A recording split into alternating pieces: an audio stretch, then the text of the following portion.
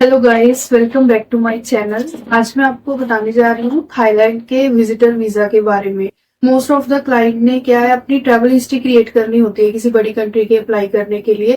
तो आप थाईलैंड के विजिटर वीजा के लिए अप्लाई कर सकते हो। इसमें डॉक्यूमेंटेशन की भी इतनी फॉर्मेलिटी नहीं रहती और विद इन अ वीक जो है आपका वीजा डन हो जाता है। ठीक है, इसमें आप पैकेज लेके भी जा सकते हो। ठीक है, अगर वहां पे सब कुछ आपको इंक्लूडिंग चाहिए, ठीक है, तो वो भी हम प्रोवाइड करते हैं।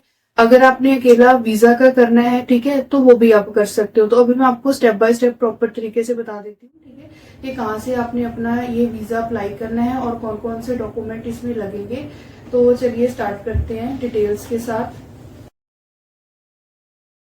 सबसे पहले क्या है, आपने क्रोम पे सर्च करना है थाईलैंड।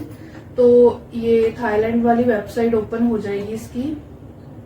यहाँ पे अप्लाई फॉर अ वीजा पे क्लिक करना है आपने। सबसे पहले हम अपनी वीजा कैटेगरी देख लेते हैं। नॉर्मल, जैसे हम विजिटर वीजा के लिए अप्लाई करना है। अगर जैसे देखो आप नॉर्थ जोन से हो, ठीक है, तो आप न्यू दिल्ली में सबमिट कर सकते हो।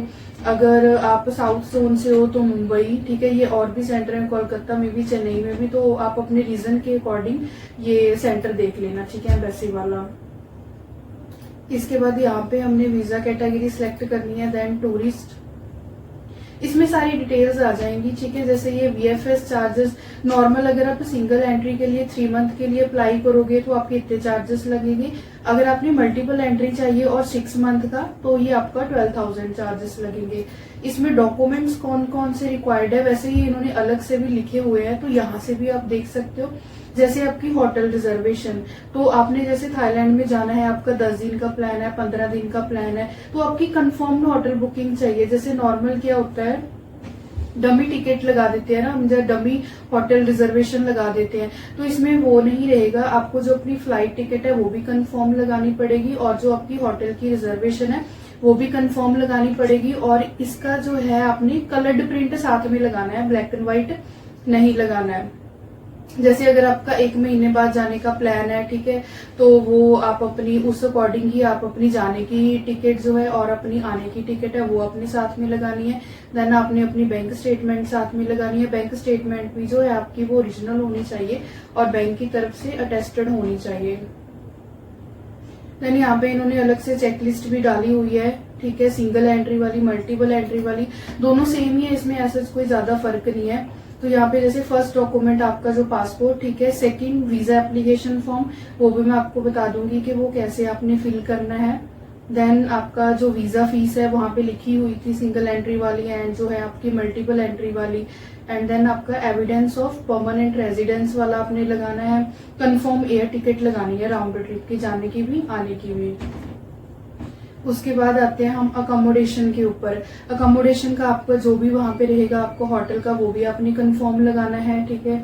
बैंक स्टेटमेंट, बैंक स्टेटमेंट जो है यहाँ पे इन्होंने लिखी हुई है $700 की आपकी बैंक स्टेटमेंट होनी चाहिए। तो एवरेज अगर जैसे देखो आपकी 2.5 लाख या 3 लाख की है, तो वो आप अपनी 6 मंथ की लगा सकते हो इसमें। बट आपका जो अकाउंट है वो एक्टिव होना चाहिए, उसकी जो लास्ट ट्रांजेक्शन है वो विद इन 7 डेज होनी चाहिए। मतलब आपने ओल्ड अपना बैंक स्टेटमेंट नहीं लगानी, जैसे 1 महीने पहले आपकी ट्रांजेक्शन हुई है तो वो इसमें नहीं चलेगी। तो बस यही इसके सारे बेसिक से डॉक्यूमेंट हैं जो आपने वीजा के साथ लगाने हैं। और पासपोर्ट साइज फोटोग्राफ्स आपने लगानी है। प्रोसेसिंग टाइम इसका बिल्कुल नॉर्मल सा है, विद इन 4 वर्किंग डेज।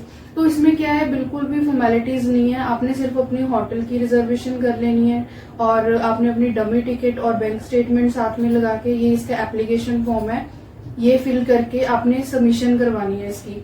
ये जो इसका एप्लीकेशन फॉर्म है ये भी बिल्कुल नॉर्मल सा है, इसमें आपकी बेसिक सी डिटेल्स ही सारी जाएंगी। आपका एड्रेस, आपका travel document, date of birth, nationality, ठीक है, और डेट ऑफ अराइवल, थाईलैंड में आप कब अराइव करोगे, कौन से पर्पस, टूरिज्म, ट्रांजिट, ठीक है, बिजनेस।